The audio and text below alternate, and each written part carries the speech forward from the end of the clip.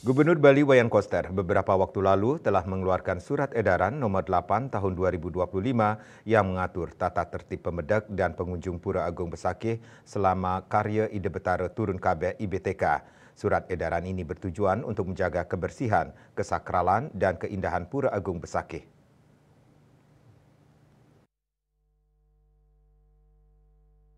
Adapun isi dari SE ini antara lain kewajiban membawa kantong sampah sendiri yang tidak berbahan plastik, larangan membawa produk dalam kemasan plastik, dan larangan membuang sampah sembarangan. Selain itu, SE ini juga mengatur rekayasa lalu lintas serta sejumlah larangan lain demi kelancaran dan kenyamanan karya Ide Betara Turun Kabeh. Akademisi Iputu Tuni Saka Bawalandra menyambut positif dengan dikeluarkannya surat edaran nomor 8 tahun 2025. Dalam surat edaran tersebut, Gubernur Wayan Koster telah mengatur secara detail tata tertib pemedak dan pengunjung. Untuk itu, pihaknya berharap agar para pemedak maupun pengunjung yang hendak tangkil ke Pura Besakih dapat mematuhi surat edaran tersebut.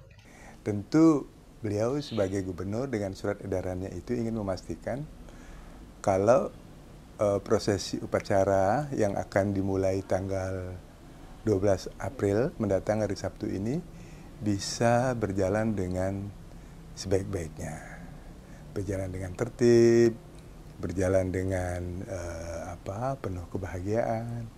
Jadi pemedak bisa tangkil dengan nyaman, sehingga apa tujuan pemedak ngaturang bakti di Pura Besakih itu bisa tercapai.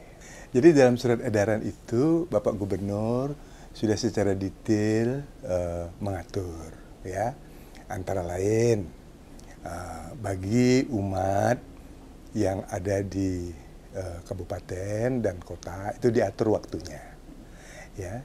Tentu harapan saya agar surat edaran Bapak Gubernur ini bisa dilaksanakan dengan sebaik-baiknya. Dikatakan bahwa surat edaran ini sangat komprehensif dalam memberikan imbauan kepada masyarakat agar bertanggung jawab terhadap kebersihan di Pura Agung Besakih. Begitu juga kepada wisatawan yang ingin berkunjung ke Pura Besakih diharapkan tidak memasuki area persembahyangan. Andika, Bali TV.